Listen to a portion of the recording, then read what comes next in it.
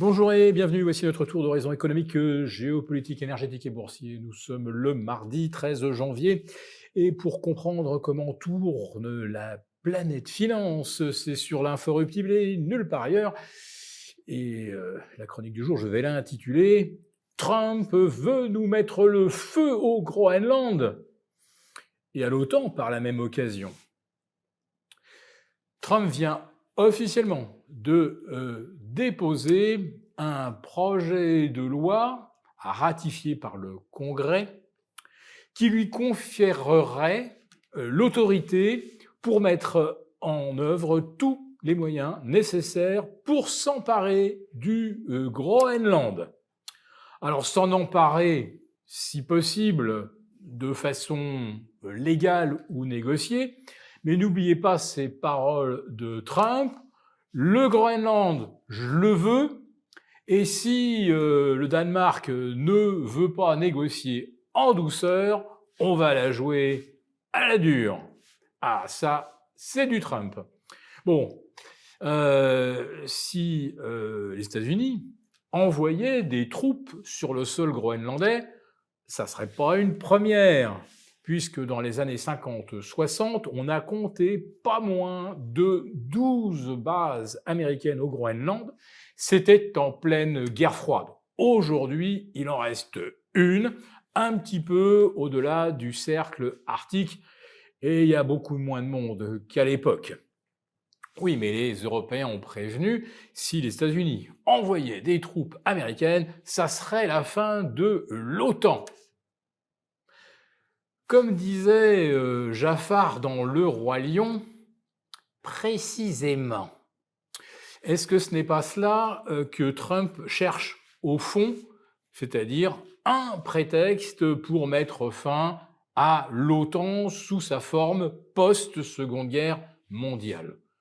Trump l'a dit de façon très ouverte, bah, si les Européens veulent la jouer comme ça, eh ben, on va se retirer des bases européennes. Dire qu'il y a une semaine, vous aviez partout en Europe de vrais héros pour dire eh ben, si les Américains veulent le Groenland, on va les virer de Ramstein, de Sicile et de la base de Constantin en Roumanie. Bon, bah, Trump a dit c'est pas la peine, on va se retirer nous-mêmes. Donc les choses pourraient, comme on dit, escalader. Alors que pourtant, il y aurait un moyen tellement pacifique de rattacher le Groenland aux États-Unis. Eh bien que Baron Trump épouse Isabella du Danemark, la fille de la reine actuelle. Ouais, bon, c'est peut-être pas si idiot d'ailleurs, mais Trump est certainement parti pour faire une proposition financière au Danemark. Alors, de quel ordre, de quel montant? Bah, finalement, c'est pas tellement important, puisque de toute façon, si les États-Unis voulaient acheter le Groenland, comme ils ont déjà 38 500 milliards de déficit, ils l'achèteraient à crédit. Quel prix pourrait intéresser le Danemark? Faut savoir que les États-Unis vont augmenter de 600 milliards leur budget défense d'ici 2027. Bon, bah du coup, ça donne peut-être un ordre de grandeur. Si on donnait par exemple 1 million de dollars à chacun des 55 754 Groenlandais recensés en ce 13 février, bah, ça mettrait le Groenland à un prix de 58 milliards, c'est-à-dire de la petite monnaie, même pas le prix d'un programme militaire américain pour développer un nouveau missile ou un nouveau chasseur de 6e génération. Mais c'est vrai que si les États-Unis cherchent à mettre fin à l'OTAN, on peut dire que c'est aussi la fin d'un monde. Ça veut dire une Europe qui se retrouve seule face à la Russie. Si tant est que la Russie soit vraiment l'ennemi, le prédateur que l'on décrit. Or, la Russie, il faut le rappeler, c'est 140 millions d'individus, dont même pas la moitié de Slaves, autrement dit 60-70 millions qui pourraient éventuellement suivre un Poutine expansionniste, 60 millions dont 5% pourraient devenir des troupes d'actives, Ça veut dire qu'il ne resterait pas beaucoup de soldats à Vladimir Poutine pour faire face à 450 millions d'Européens et un arsenal qui reste quand même très substantiel, même sans les Américains. Donc, une Europe seule face à la Russie, c'est peut-être pas aussi dangereux que cela. Néanmoins, ça va pousser les Européens effectivement à muscler leur défense et donc à s'endetter, comme les États-Unis, pour rester quelque part dans la course. Alors, endettement aux États-Unis, endettement en Europe, situation géopolitique délétère.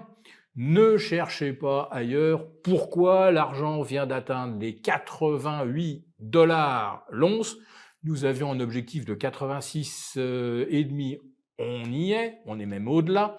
Et sur l'or, la barre des 4006, elle est dépassée. Alors c'est vrai que c'est un petit peu plus laborieux sur l'or. Il n'y a probablement pas 4 ou 5 millions d'onces d'argent à découvert à racheter, évidemment, côté or. Donc l'argent semble se diriger tout droit vers les 90, et puis maintenant tout le monde se dit, allez, ça sera la barre des 100. La barre des 100, ça serait quoi? En fait, simplement 2 fois le précédent record des 49 $. Donc 98, c'est tout à fait possible d'ici une semaine ou 10 jours. Maintenant, peut-être que les marchés vont se préoccuper aussi un petit peu des trimestriels qui commencent à déferler. Aujourd'hui, on attendait l'inflation, c'est une nouvelle fois un non-événement, c'est pour ça que je n'ai pas commencé par là. Inflation à plus 0,3 globalement, d'un mois sur l'autre, plus 0,2. Or, alimentation et énergie, plus 2,7% annuel. Voilà, les marchés considèrent que c'est un pur non-événement. Néanmoins, ça ne fait pas grimper les taux. Autrement dit, il n'y a rien pour freiner l'envol de l'argent. Pour vous remercier de votre fidélité, vous pouvez télécharger gratuitement notre rapport spécial qui vous explique comment réduire légalement vos impôts sur vos plus-values boursières. Un sujet à ne surtout pas négliger. Il vous suffit de cliquer sur le lien en description pour l'obtenir gratuitement. Merci et à bientôt. Merci beaucoup d'avoir regardé cette vidéo. N'hésitez pas à réagir dans les commentaires ou à liker et partager cette vidéo si le contenu vous a plu. Et pour ne rater aucune de nos prochaines émissions, vous pouvez vous abonner à notre chaîne et activer les notifications. Et pour plus de contenu, n'oubliez pas que le dernier rapport rédigé par nos experts est accessible en cliquant sur le lien de description. On se retrouve tout de suite dans les commentaires et je vous dis à très bientôt pour une prochaine vidéo.